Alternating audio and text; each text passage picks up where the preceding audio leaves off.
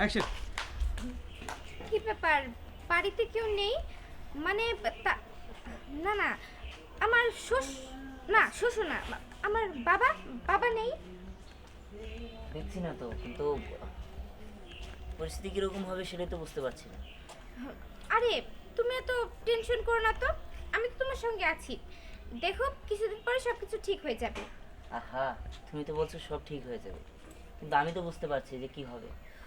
তোমার ভাই যে রাগী মানুষ, আর সবচেয়ে বড় কথা হচ্ছে তোমাদের লেভেল আর আমাদের লেভেল কিন্তু এক না।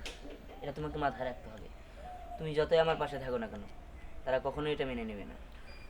দেখো কিছুই হবে না, ভাইয়া কিছুই বলবে না। হয়তো বা প্রথমে রাগ করবে, কিন্তু পরে সবকিছু ঠিক হয়ে যাবে।